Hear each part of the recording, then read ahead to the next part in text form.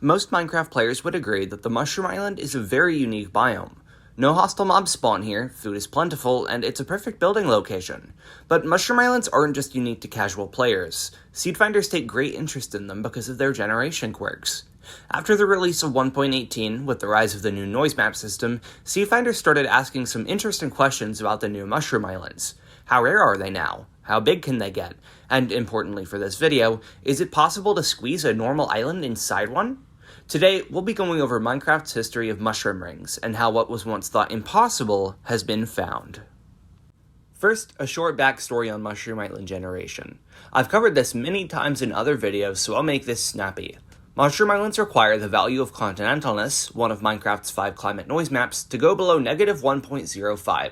Since they need such a low value, they always generate far away from values that generate land, meaning there's always a wide ocean between the Mushroom Island and a landmass. With that base info out of the way, let's get started. This story starts with a similar, related project. Prior to 1.18, spawns on Mushroom Islands were common, and such seeds were relatively unique due to the rarity of the biome. After the update, however, the spawn algorithm was tweaked. The game hates placing the world spawn in an ocean, and unfortunately for the Mushroom Island, its low continentalness excludes it from being spawned on. Well, that's what everyone thought. It turns out the spawn algorithm is a little more complicated than that. I'll spare you all the details, but essentially, the game looks at the coordinates near the center of the world and tries to find the best one in a reasonable distance to put the player at. Sometimes, there still isn't a good location in the area that the game checks, and the world is forced to spawn you in the ocean. This is much less common past 1.21.3, when more spawn tweaks were introduced, but back in the early days after the 1.18 release, this wasn't too terribly rare, and it sparked interest for a seed finder named Nell S. Nell S is quite the legendary seed finder, but his main contributions within the scope of this video are his interests regarding world spawns. He dug into the spawn algorithm and found out that a Mushroom Island spawn was possible, albeit very, very rare.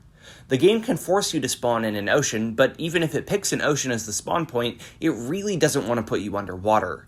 In fact, if the algorithm does decide to put you in an ocean, it'll look in a small radius for any land to put you on instead. In theory, you could find a seed with a very steep continentalness drop-off, which would accomplish two things. The high end of the drop-off would coax the spawn algorithm into placing you into an ocean, and the low half would generate just enough Mushroom Island in the land-seeking range for you to be spawned in on. This was big. For the first time in over 2 years, a spawn on a Mushroom Island for the modern version could be found.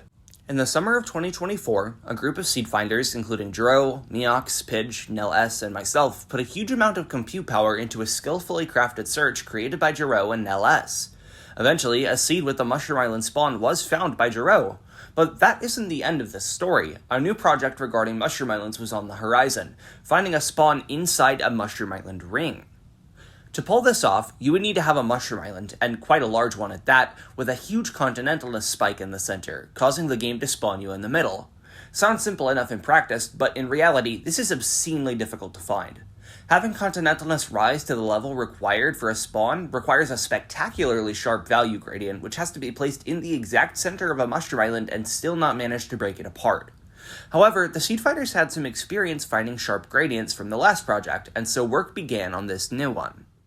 Several of seed finding's best minds, including Nell S, Jero, and Knight, all weighed in on the best way to create such a search. After yet more compute time, such a seed was found by Pidge. Both of these finds, the mushroom spawn and mushroom ring spawn, were included in a video made by Minecraft at Home to show off these finds. What wasn't included, however, were the ridiculous finds that came after these two. And so, after all of this, the bar was raised yet again. This time, the goal was an island inside the ring. This was quite the jump from the previous seed.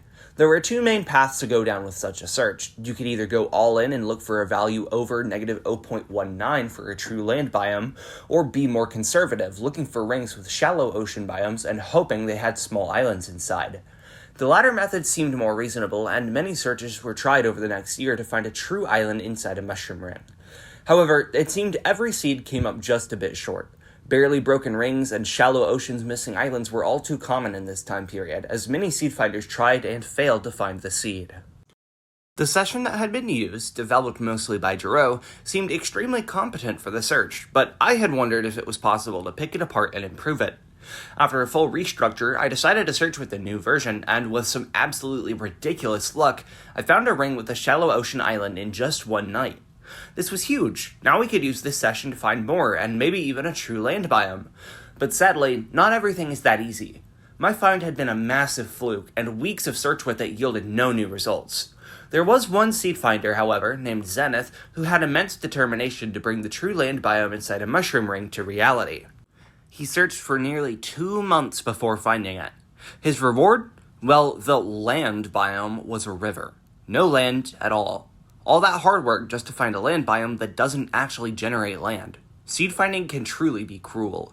He would search for another 3 months to try and accomplish the goal. Sadly, he was unable to. But then, the unthinkable happened. Out of nowhere, a seed finder named Andrew dropped a single seed in the thread made for the project. Lo and behold, it was the first ever true land biome inside a mushroom ring.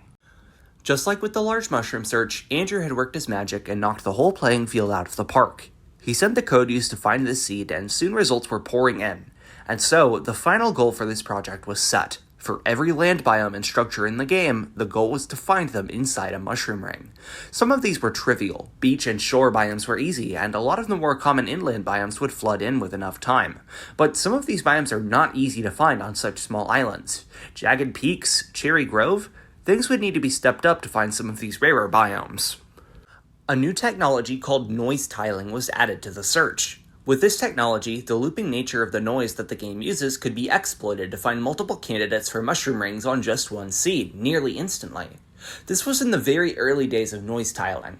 The pioneer of this tech, Estrodying, had only just figured out that it could be used in searches. So, without a proper program for tiling yet, all of this was implemented in QBiome's Viewer, a simple seed finding program, in a questionable 99 condition search made by Estrodying and myself. Tiling was a massive benefit to the search, and even more so once it was implemented into a program made by Lithadora. Estrodying and Lithadora continued tinkering with the program, and it began to give out seeds at a massive rate. However, there were a few biomes that are far, far harder to get inside a mushroom ring than any others. Meadow, Savannah Plateau, Cherry Grove, and Pale Garden. These are the 4 plateau biomes, and they were going to be extremely difficult to find inside a mushroom ring. On March 13th, the first ever positive continentalness value was found in a mushroom ring. To get from shallow ocean to positive continentalness, you need to go up by a value of 0.19. The required value from positive continentalness to the start of the plateau biomes is just 0.03 more, but in a search like this, a number like 0.03 can be the difference between difficult and impossible. By this point, several mansions had been found inside these rings, but not a single plateau biome. On the 15th, though, Estrodying found an insane 0.07 value inside a ring, well above the plateau threshold. Maybe the plateau biomes were possible after all. One by one, they began to fall. Estrodying found a Cherry Grove on March 18th, a Meadow on March 19th, and finally, on April 2nd, Pale Garden and Savannah Plateau. Finally, every overworld biome had been found. But wait, aren't we forgetting something? What about the cave biomes? Well, all of them had already been found by now, even the Deep Dark, except for one, the Dripstone Caves. Plateau biomes needed a value of 0.03 continentalness.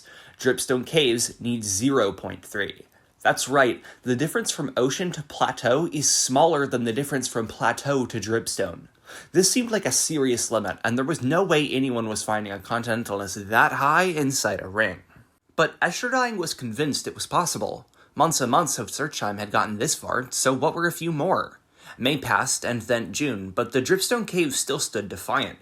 She kept searching, though, and finally, on July 23rd, history was made. On this seed, over 8 million blocks from spawn, sits the single rarest biome you can find inside a mushroom ring. Estrodying had found a peak continentalness of 0.335, demolishing the barrier needed, and finally completing the full set of every biome inside a mushroom ring. So where can you find all of these seeds to play on them? They're all linked in a sheet in the description below. Many of them have multiple biomes and structures, but each biome only needs one entry to be satisfied. The one issue with these seeds is that, due to being found with tiling, they're extremely far from spawn. Teleport commands are added in the spreadsheet for ease of use, along with seed map links to see if the seeds are right for you. So, after nearly 2 years, that's the full history of Minecraft's mushroom rings. Like so many other searches, the progression of technology and finds was wild. Early finds like the spawn on a mushroom island were already difficult, but the improvements required for these latest mushroom rings are truly insane. Seed finders really have some wild dedication. I hope you all enjoyed the video. Make sure to like, subscribe, and hype if you did. Goodbye, and may you have a wonderful day.